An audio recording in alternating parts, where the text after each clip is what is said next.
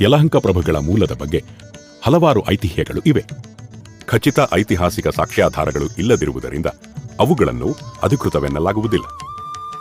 ಕೆಂಪೇಗೌಡರ ವಂಶದ ಜಯಗೌಡ 1418ರಿಂದ ಯಲಹಂಕವನ್ನು ಆಡಳಿತ ಕೇಂದ್ರವನ್ನಾಗಿ ಮಾಡಿಕೊಂಡು ನಾಡನ್ನು ಆಳತೊಡಗುತ್ತಾನೆ.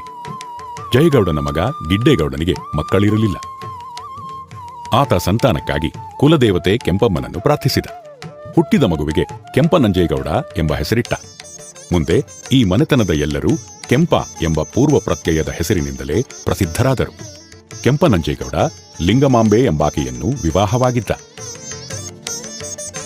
ಈ ದಂಪತಿಗಳಿಗೆ ಕೆಂಪೇಗೌಡ, ವೀರೇಗೌಡ, ಬಸವಯ್ಯ ಮತ್ತು ಕೆಂಪಸೋಮಯ್ಯ ಎಂಬ ಹೆಸರಿನ 4 ಮಕ್ಕಳು ಇದ್ದರು.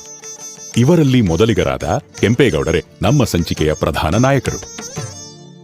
ಯಲಹಂಕ ನಾಡಪ್ರಭುಗಳಲ್ಲಿ 1ನೆಯ ಕೆಂಪೇಗೌಡ ಹಾಗೂ ಇಮ್ಮಡಿ ಕೆಂಪೇಗೌಡ ಹೆಚ್ಚು ಪ್ರಸಿದ್ಧರಾಗಿದ್ದಾರೆ. 1ನೆಯ ಕೆಂಪೇಗೌಡರು ಜನಿಸಿದ್ದು 1510ರಲ್ಲಿ. ಕೆಂಪೇಗೌಡರ ಬಾಲ್ಯದ ಬಗ್ಗೆ ಸಹ ಅಷ್ಟಾಗಿ ವಿವರಗಳು ತಿಳಿದುಬರುವುದಿಲ್ಲ. ಗುರುಗಳಾದ ಐಗಂಡಪುರದ ಮಾಧವ ಭಟ್ಟರ ಆಶ್ರಮಕ್ಕೆ ಬಾಲಕ ಕೆಂಪೇಗೌಡರನ್ನು ತಂದೆ ಕೆಂಪನಂಜೇಗೌಡ ವಿದ್ಯಾರ್ಜನೆಗಾಗಿ ಸೇರಿಸುತ್ತಾರೆ. ಕೆಂಪೇಗೌಡರು 1 ಬಾರಿ ಹೇಳಿಕೊಟ್ಟರೆ ಸಾಕು, ತಕ್ಷಣವೇ ಮನನ ಮಾಡಿಕೊಳ್ಳುವ ಏಕಸಂಧಿಗ್ರಾಹಿಯಾಗಿರುತ್ತಾರೆ.